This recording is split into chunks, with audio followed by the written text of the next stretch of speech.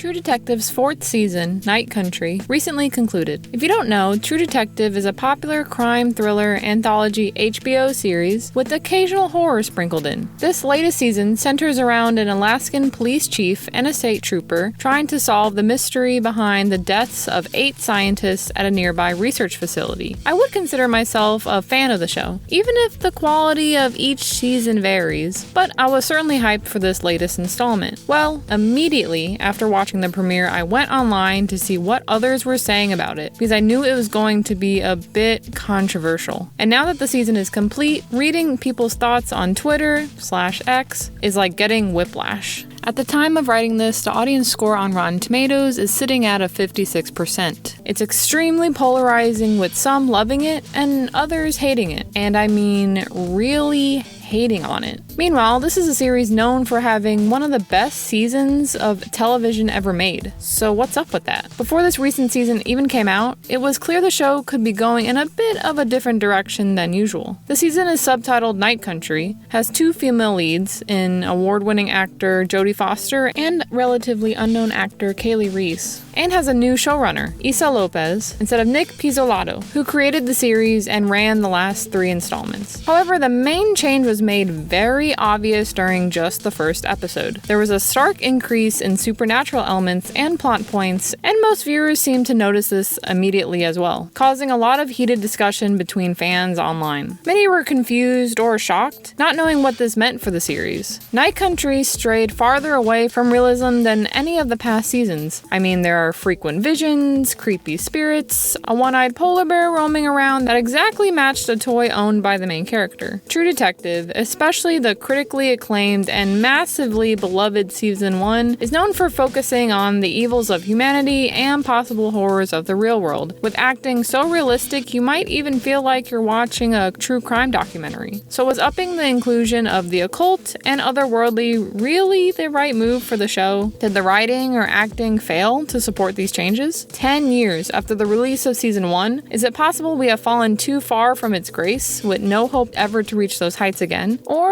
maybe is there something else that suggests some of the backlash might not really be about any of that? Let us dive deep into this and figure it out. And with no major spoilers for the series, I promise. If you've seen the show, let me know in the comments what season was your favorite. And feel free to like and subscribe if you enjoyed this video too. Thanks. Night Country felt different than every season that came before it. Many fans adored the season, praising the addition of more overt mystical themes, interesting and emotional storyline, and strong female characters. But some viewers complained about the amount of paranormal moments and how the show utilized them, while others blamed the writing or acting for falling short of True Detective standard. Some said this season should not have had the True Detective title tied to it. But just a few days after the Night Country finale aired, HBO announced the show has been renewed with a new season on the way with the current showrunner, after the great ratings and apparently plenty of positive reviews from critics and fans alike. It even brought in the most viewers of all 4 seasons, with an average of almost 13 million viewers, seeing a strong increase of viewership with word of mouth during its run. Well then, which side of the fan base is right? Clearly these changes didn't stop enough people from watching it. It was successful commercially, and it's likely the next installment will follow in its footsteps narratively and creatively. Now, as a fan of the series, do I think Night Country was successful or even good television? I can't really talk about this season without talking about those that came before. So let's look into the past 3 and then see where it stands in this franchise, especially how it matches up against, again, one of the best seasons in television history. At its core, each installment of True Detective follows a team of detectives or cops as they try to solve a specific case. Season 1's case followed the gruesome, ritualistic killings of a serial killer in Louisiana. Season 2's case focused on corrupt cops and crimes linked to the murder of a politician in California. And Season 3's case concerned a couple of missing children in Arkansas. Season 1 is universally acclaimed and beloved on all fronts. It is considered by many to be a perfect season of television, with the acting, writing, and cinematography all being spectacular. I believe audiences fell in love with this installment because its haunting representations of the human psyche and the possible horrors we are capable of as humans, through the lens of beautiful cinematics, complex storytelling, and memorable characters thanks to the amazing performances from quality actors Matthew McConaughey and Woody Harrelson. With all that, Season 1 embodied everything True Detective is known for. far. I loved it, as did many viewers. However, seasons 2 and 3 were not met with the same praise. For reference, on Rotten Tomatoes, season 2 has a 47% critics and 27% audience score, while season 3 fares a bit better with 84 and 55 respectively.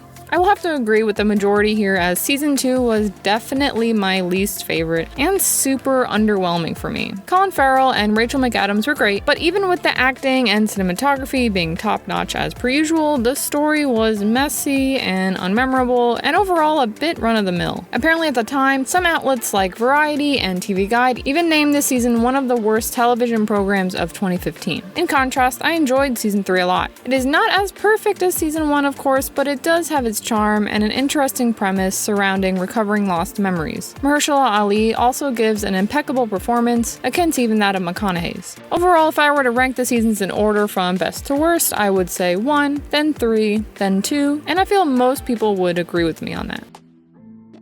So where would I put Night Country in these rankings? I've seen some people say that Night Country is worse than season 2, and I have to strongly disagree with that. I'll say it and offend a large chunk of people watching this video. I enjoyed this season. It is no season 1 at all, but it was entertaining and moving. The acting performances were great, the visuals stunning, the intense setting of Alaska captivating, and for me, the introduction of the more otherworldly moments actually added to the story and tone for this season specifically. These additions upped the horror and general scariness, similar to the extremely eerie tone that was all throughout season 1. The interactions with spirits and visions contributed to the mystery and added to the surrealism, meshing nicely into this dark, extreme, and isolated fictional town. I mean, if a ghost is involved, it kind of raises the stakes. It's clear this crime is bigger than what it seems, and these spirits are making sure the two main characters don't just accept the easy answer. The theme of women and indigenous people facing intense hardship and fighting back in the face of adversity added plenty of powerfully emotionally charged moments as well. It made for an overall thrilling watch, and I thought it was a decent season of television. I would probably place it under season 3 on my ranking of the full series, since yes, there are plenty of flaws that could have been avoided.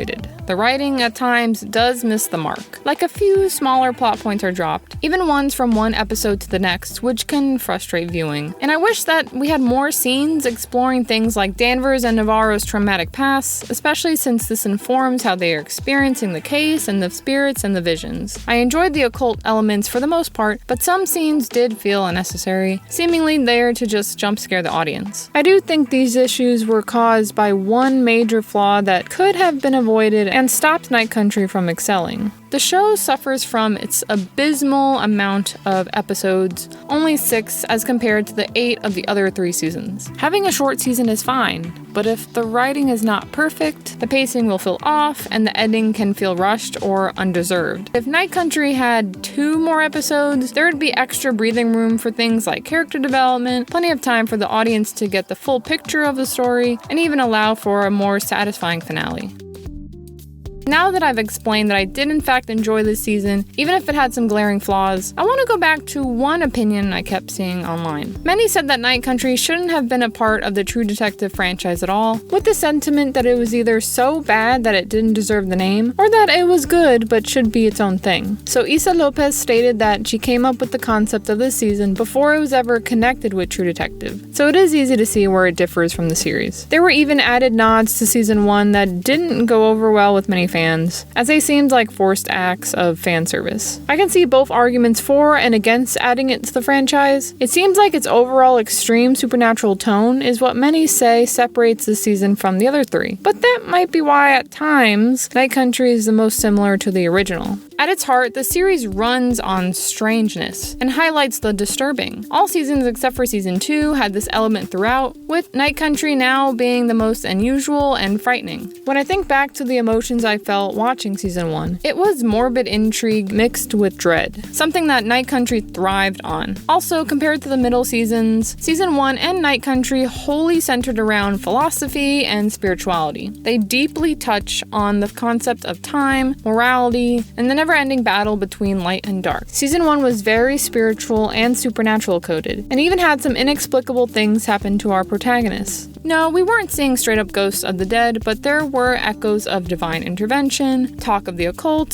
strange phenomena, and overall cryptic tones. However, plot twist, I actually do think Night Country would have benefited greatly from not being a true detective story. The title stops it from being assessed without expectations from the fans of the series. Many of the criticisms would not be applicable to Night Country if it was simply not part of the franchise. Many true detective purists probably don't like this season, and that's totally understandable. With each installment that releases, we're going to compare more and more with the near perfection that is Season 1. As time passes, it becomes more sacred and untouchable in our minds. However, if you thought Night Country was just too bad in general to be a true detective installment, then Season 2 should be in that same boat. Instead, I've seen several people say online that we should now apologize for thinking Season 2 was bad, and I can't really wrap my head around doing that. Those statements make me think that there is something else adding to all this backlash. Sure, Night Country didn't hit the mark all the time, but it still had me coming back each week to see what happens next, and obviously many others felt the same, demonstrated by its massive ratings. It seems that the future seasons might follow narratively and creatively in its footsteps, and I do hope the writing and amount of episodes improves with it. It is not lost on me that there could be some more sinister reasons people hate on this season so much. There has been some controversy about how the previous showrunner has talked about Night Country recently, and maybe certain fans side with him to the point of not giving this latest season a real chance. Additionally, there might be hesitation over having 2 female leads, including one Native American, in positions of power solving crimes that focus on violence against women and Indigenous people on a show that previously predominantly had men as its protagonists. Again, it's certainly fine to have problems with the writing or creative direction of Night Country,